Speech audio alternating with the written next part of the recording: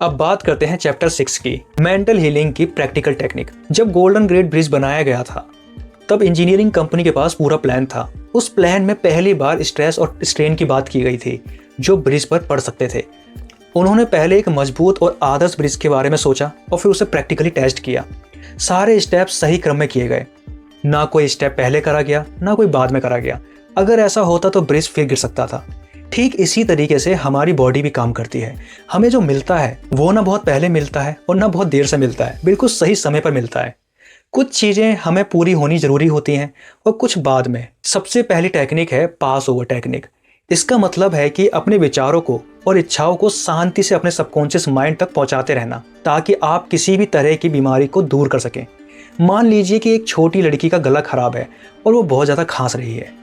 अगर वो पूरे विश्वास के साथ खुद से कहे कि मेरी बीमारी ख़त्म हो रही है, मैं ठीक हो रही हूँ, तो कुछ समय बाद वो सच में थोड़ा बेहतर महसूस करेगी। दूसरी और आसान टेक्निक है विजुअलाइजेशन की टेक्निक। इसमें आप जो भी चाहते हैं उसकी साफ तस्वीर अपने दिमाग में बनाकर रखें। अपने लक्ष्य को बार बार सोचिए। आप चाहें तो उसकी फ़ोटो भी अपने फ़ोन या लैपटॉप में वॉलपेपर के तरीके लगा सकते हैं, या फिर एक ड्रीम बोर्ड भी बना सकते हैं। अपने सपनों की जो तस्वीर है कार्डबोर्ड पर लगाकर रोज़ देख सकते हैं। इससे आपका जो दिमाग है रोज़ उसी दिशा में काम करना शुरू कर देगा।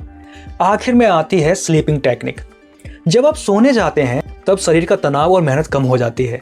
उस समय आपका सबकॉन्शियस माइंड ज़्यादा एक्टिव हो जाता है और आपके विचारों को गहराई से स्वीकार करता है। इसलिए सोने से ठीक पहले ऑटो सजेशन और विजुअलाइजेशन करना सबसे ज़्यादा असरदार माना जाता है। अब इसी के साथ आगे बढ़ते हैं और बात करते हैं चैप्टर 7 की। सबकॉन्शियस माइंड की आदत जीवन को आगे बढ़ाने वाली है। लेखक रॉबर्ट लुइस हर रात को सोने से पहले एक खास काम करते थे। वो सोने से पहले अपने सबकॉन्शियस माइंड को उन कहानियों के विचारों से भर देते थे जिन्हें वो लिखना चाहते हैं। वो कहते थे कि उनके सबकॉन्शियस माइंड की गहरी शक्तियों ने पूरी कहानियों को तैयार करके देती थी, जिसे वो बाद में लिख लेते थे। इससे साफ होता है कि हमारे अंदर की जो ताकत कितनी ज़्यादा शक्तिशाली है। ज़्यादातर बच्चे स्वस्थ और मजबूत पैदा होते हैं।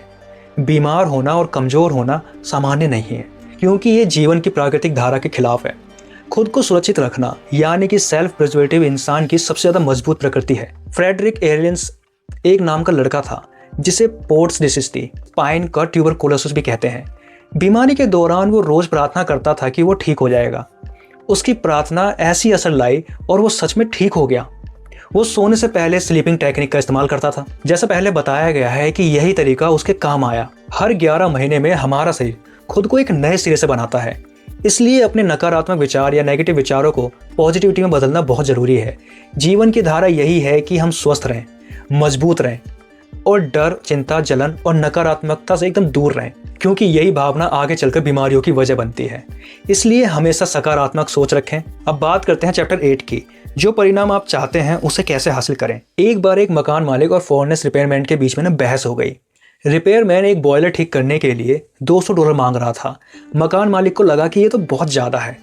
इस बात पर रिपेयरमैन ने कहा कि असल में वो एक मिसिंग पार्ट के सिर्फ $5 ले रहा है, बाकी $195 वो उसकी जानकारी और उसकी फीस है। ठीक इसी तरीके से आपका सबकॉन्शियस माइंड भी बहुत समझदार है।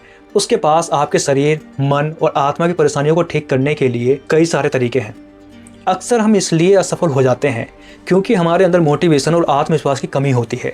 जब लोग प्रार्थना करते हैं तो कई बार उन्हें इतना गहरा विश्वास नहीं होता जितना होना चाहिए। उनके मन में नकारात्मक विचार चलते रहते हैं और यही कारण है कि उन्हें अपनी प्रार्थना का जवाब नहीं मिलता। इसलिए कॉन्शियस और सबकॉन्शियस माइंड के बीच का टकराव खत्म करने के लिए सोने से पहले स्लीपिंग टेक्निक का इस्तेमाल कीजिए। अपने सपनों को बार बार पूरा होता हुआ देखिए। जब आप पूरे विश्वास के साथ ऐसा करेंगे तो आपका सबकॉन्शियस माइंड भी उसी दिशा में काम करना शुरू कर देगा।